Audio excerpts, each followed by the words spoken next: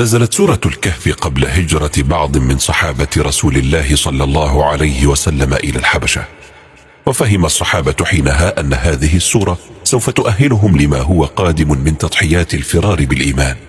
لذا كان للسورة وقت نزولها دور في التأهيل لما هو قادم من عظائم وشدائد. من هذه القصص التي تحكي عن أولئك الفتية الذين فروا بدينهم معتصمين بربهم إلى أن آواهم الله في كهف نسبوا إليه فيما بعد. إنهم أصحاب الكهف الذين فروا بالإيمان من الطغيان والضلال، وشهدت بإيمانهم آيات القرآن الكريم. ويروى أن هؤلاء الفتية كانوا يعيشون في بلدة بالأردن، وكان أهلها يعبدون الأصنام ويشيدون لها المعابد، ولا يرضون أن يمسها أحد بسوء، ويعاقبون كل من يكفر بها ولا يعبدها. في هذا المجتمع الذي ساد فيه الفساد والضلال ظهرت هذه المجموعة من الشباب، قلة قليلة حكمت عقلها ورفضت السجود لغير خالقها الله الذي بيده مقاليد كل شيء. فتية آمنوا بالله فثبتهم وزاد في هداهم وألهمهم طريق الرشاد. أخذ دين التوحيد ينتشر تدريجيا بين الناس، الأمر الذي أزعج حكام هذه البلاد ولم يطيقوا تراجع عبادة الأصنام أمام انتشار دين التوحيد، فعمدوا إلى التصدي لأتباع هذا الدين وإيذائهم وتعذيبهم. ورغم وحشيتهم فقد فشلوا في الحيلولة دون انتشار هذا الدين الجديد.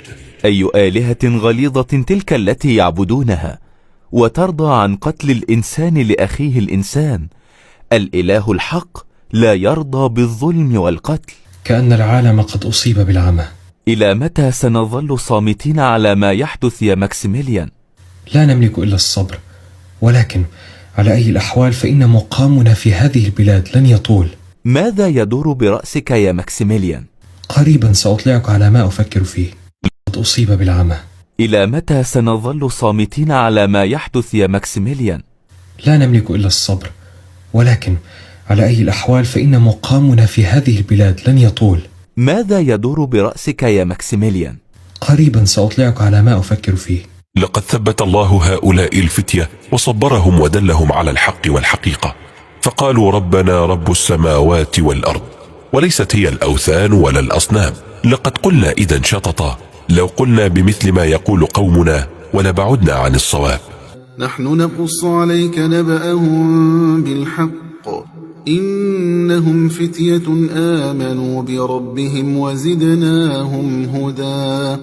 وربطنا على قلوبهم إذ قاموا فقالوا ربنا رب السماوات والأرض لن ندعو من دونه إلها لقد قلنا إذا شططا. هؤلاء قومنا اتخذوا من دونه آلهة لولا يأتون عليهم بسلطان بين، فمن أظلم ممن افترى على الله كذبا. إلهي، اخرجنا من هذه القرية الظالم أهلها، ولا تجعل لهم علينا سبيلا. اللهم اربط على قلوبنا واهدنا سبيل الرشاد. أنت الله الواحد الأحد، رب الأرباب وخالق كل ما في هذا الكون. سيدي ماكسيميليان، اقترب يا أخي مليخة. أعتذر أني قطعت عليك الصلاة. لا عليك، ما الذي تحمله معك؟ أحمل إليك بعض الحليب، فأنا لا أملك غيره. جزاك الله خيرا يا أخي. سيحل الظلام يا سيدي، ولا بد أن أعود بأغنامي. وأنا أيضا سأعود إلى داري. رعاك الله يا سيدي.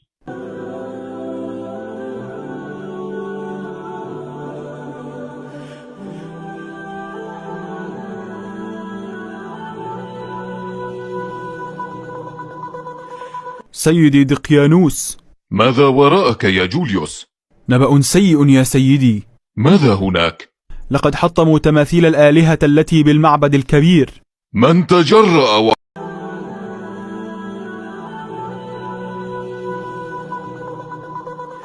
سيدي دقيانوس. ماذا وراءك يا جوليوس؟ نبأ سيء يا سيدي. ماذا هناك؟ لقد حطموا تماثيل الآلهة التي بالمعبد الكبير. من تجرأ وفعل هذا؟ وأين كان حارس المعبد؟ قتلوا يا سيدي. اللعنة ستحل علينا إن لم نجد هؤلاء الخونة.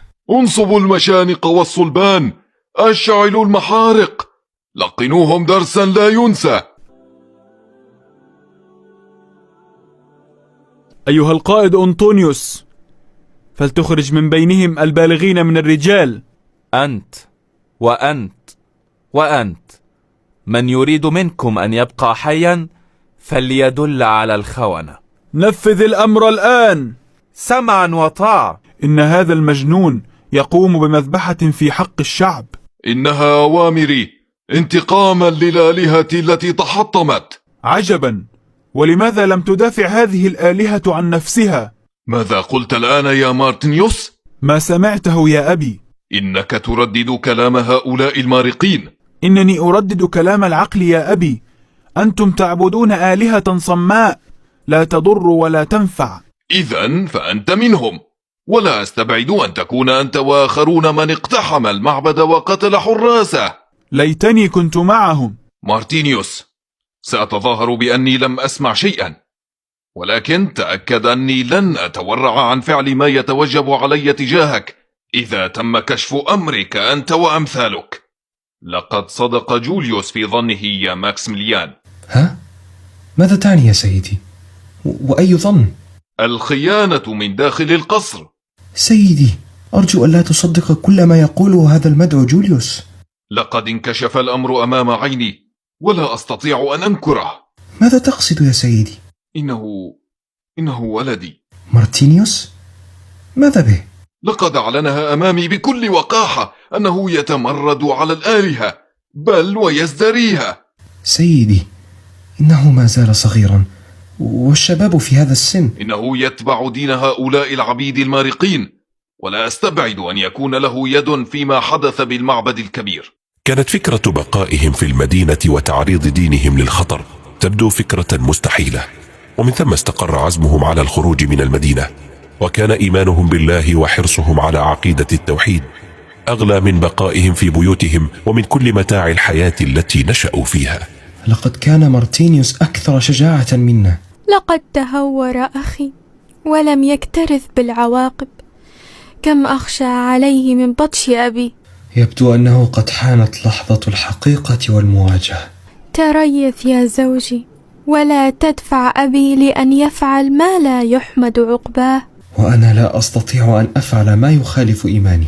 سيكون أبي ساعتها كالأسد الجريح، ولن يتورع عن فعل أي شيء.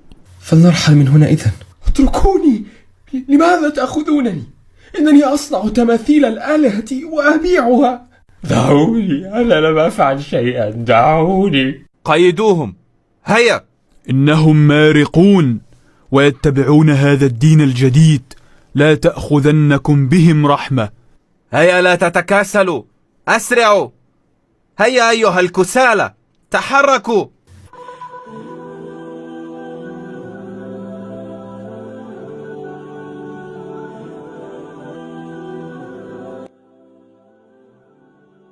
أراك قد أخطأت عندما كشفت حقيقة إيمانك أمام أبيك يا مارتينيوس. لم أعد أكترث بأية عواقب. لقد ضقت ذرعا بما يحدث. أريد أن أجاهر بإيماني أمام العالم أجمع. إلى متى نكتم إيماننا أيها الرفاق؟ أراك قد أخطأت عندما كشفت حقيقة إيمانك أمام أبيك يا مارتينيوس. لم أعد أكترث بأية عواقب. لقد ضقت ذرعا بما يحدث. أريد أن أجاهر بإيماني أمام العالم أجمع. إلى متى نكتم إيماننا أيها الرفاق؟ ألسنا على حق؟ بلى. مهلا يا رفاق، لا نريد أن ننزلق إلى أي حماقات، فالعيون تترصدنا، ولن يتورع دقيانوس عن فعل أي شيء. لو بقينا مع هؤلاء القوم فتنونا في ديننا وعذبونا. نترك إذن هذه البلدة وما يعبدون. وإلى أين نذهب؟ إن أرض الله واسعة، وهذا ما استقر عليه عزمي أيضا، ولكن علينا أن نكتم إيماننا حتى تحين اللحظة المناسبة للنجاة بديننا. صمتا، توقفا. ماذا هناك؟ هناك من يراقبنا ويتسمع لما نقول. من هذا؟ إنه الجاسوس الذي يطلقه جوليوس. إنه يسير خلفنا في كل مكان. هل سمع شيئا؟ سأتولى أمره وأخرس لسانه إلى الأبد. إلهي ساعدني يا إلهي، إن الحيرة تملأني، لا أدري كيف أصنع. لا أريد أن يسجد وجهي لغيرك يا إلهي. ألهمني سبيل الرشاد، إن الظالمين يتحكمون في كل شيء. متى ستكسر شوكتهم وتدمر قدرتهم؟ اللهم لا تحرمنا رحمتك، وقف بجانبنا يا الله في هذه المحنة.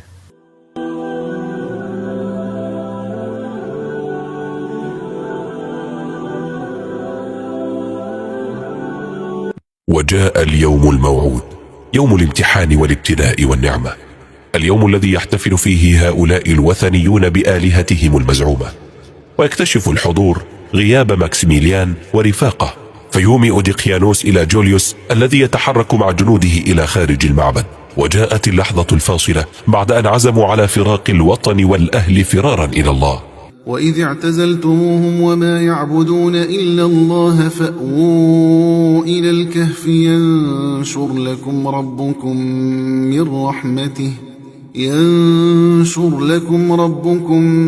من رحمته ويهيئ لكم من أمركم مرفقا.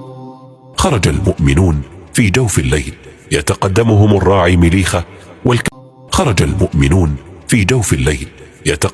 الراعي مليخة والكلب يسبقهم بمسافة لتأمين الطريق.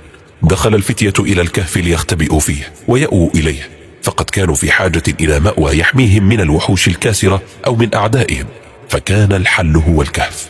لن نطيل البقاء أيها الرفاق، نرحل من هنا قبل شروق الشمس. أشعر بالتعب والنعاس.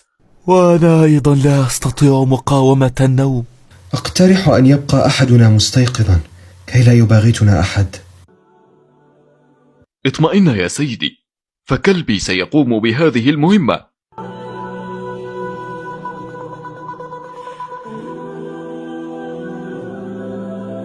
أم حسبت أن أصحاب الكهف والرقيم كانوا من آياتنا عجبا إذ أوى الفتية إلى الكهف فقالوا ربنا آتنا من لدنك رحمة وهيئ لنا من أمرنا رشدا فضربنا على آذانهم في الكهف سنين عددا.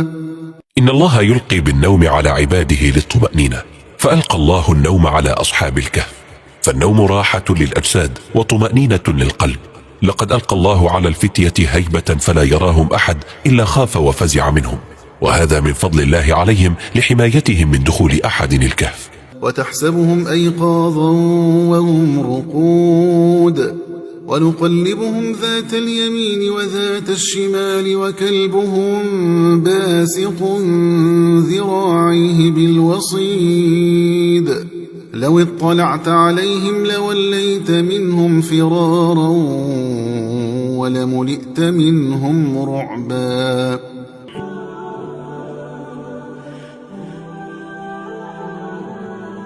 مرت الأيام والسنون والفتية ما زالوا نائمين لم يستيقظوا، وهنا تتجلى قدرة الله عز وجل، حيث تطلع الشمس وتغيب وهم ما زالوا نيام يرعاهم الله بقدرته، فيبقي أعينهم مفتوحة طوال تلك المدة، لأنها إذا بقيت مغلقة تتأذى، كما يقلبهم الله بقدرته حتى لا يصيب أجسادهم القرح والتآكل من طول مدة الاستلقاء والنوم. وكانت الشمس كلما طلعت مالت عن الكهف باتجاه اليمين، وعند غروبها تميل باتجاه الشمال حتى لا تتعرض أجسادهم لحرارة الشمس القوية. وترى الشمس إذا طلعت تزاور عن كهفهم ذات اليمين وإذا غربت تقرضهم ذات الشمال وهم في فجوة منه ذلك من آيات الله من يهد الله فهو المهتد ومن يضلل فلن تجد له وليا مرشدا. ومرت أجيال وأجيال ونسي الناس أمر الفتية النائمين في الكهف، ومات الحاكم الطاغية، وجاء بعده ملوك، وتبدلت معالم المدينة تماما. وتشاء قدرة الله تعالى أن يستيقظ الفتية من نومهم بعد مرور أكثر من 3 قرون. استيقظوا استيقظوا أيها الرفاق. قدمي تؤلمني بشدة. ترى كم من الوقت مضى علينا ونحن نائمون؟ لقد انصرم نصف الليل، وأظن أن هذا هو الزمن الذي نمنا فيه. أظن أننا نمنا أكثر من هذا، ربما نمنا يوما بأكمله، ولم نشعر بذلك نظرا لما حدث في الليلة الفائتة. أشعر بالجوع الشديد. حسنا، من يحمل نقودا؟ أنا أحمل قليلا من النقود. ولكن من سيذهب لإحضار الطعام؟ إن وجوهنا معروفة، وسينكشف أمرنا لو خرج أحد منا. سأذهب أنا يا سيدي، فإن أحدا لا يعرفني وأستطيع القيام بهذه المهمة. حسنا، تخير أفضل الطعام، واحرص ألا يتبعك أحد أثناء عودتك. وكذلك بعثناهم ليتساءلوا بينهم، قال قائل منهم كم لبثتم؟ قالوا لبثنا يوما أو بعض يوم. قالوا ربكم أعلم بما لبثتم فابعثوا أحدكم بورقكم هذه إلى المدينة فلينظر أيها أزكى طعاما فليأتكم برزق منه وليتلطف ولا يشعرن بكم أحدا، إنهم إن يظهروا عليكم يرجموكم أو يعيدوكم في ملتهم ولن تفلحوا إذا أبدا. تعجب الراعي عندما رأى المدينة وقد تغيرت معالمها، فالبيوت غير البيوت، وأناس لم يرهم من قبل. رأى اختلافا كبيرا في شكلهم وملابسهم ومنازلهم وطرقاتهم. يا إلهي، لقد فقدت عقلي وغاب عني صوابي. أين تماثيل الآلهة؟ وأين معابدهم؟ أين البائع؟ أريد طعاما بهذه الدراهم. ما هذا؟ من أين لك بهذه الدراهم؟ من أين أنت يا هذا؟ هل أصبت كنزا من كنوز الأولين؟ أي كنز يا هذا؟ أيها الناس، لقد عثر هذا الرجل على كنز. تعالوا لتروا هذه النقود التي معه. تعالوا أيها الناس. تجمع الناس حول الراعي المسكين وتدخل. أيها الناس، لقد عثر هذا الرجل على كنز.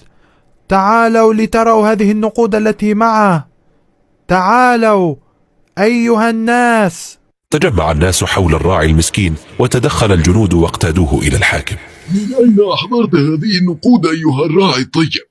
إنها من عهد الإمبراطور إدريانوس. هذه نقودنا يا سيدي، لقد خرجنا بالأمس واختبأنا في الكهف فرارا بديننا من دقيانيوس. يا إلهي، أتكونون أنتم أشراف هذه الأمة الذين فروا بدينهم من الطاغية منذ أكثر من 3 قرون؟ أين مقامك الآن أيها المباركون؟ نحن نختبئ في كهف غائر في الجبال القريبة. سوف أذهب معك بنفسي، هيا.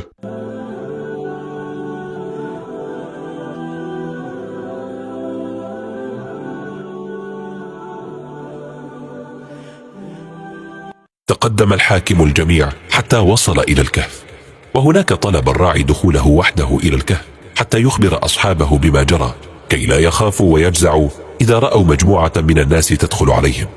فدخل وأخبرهم بما حدث، وبعد أن علموا وأيقنوا قدرة الله أماتهم الله حفاظا عليهم من التعظيم وفتن الدنيا بعد أن علم الناس قصتهم. وكذلك أعثرنا عليهم ليعلموا أن وعد الله حق وأن الساعة لا ريب فيها وأن الساعة لا ريب فيها إذ يتنازعون بينهم أمرهم فقالوا بنوا عليهم بنيانا ربهم أعلم بهم قال الذين غلبوا على أمرهم لنتخذن عليهم مسجدا سيقولون ثلاثة رابعهم كلبهم ويقولون خمسة سادسهم كلبهم رجما بالغيب ويقولون سبعة وثامنهم كلبهم قل ربي أعلم بعدتهم ما يعلمهم إلا قليل فلا تمار فيهم إلا مراء ظاهرا ولا تستفت فيهم منهم أحدا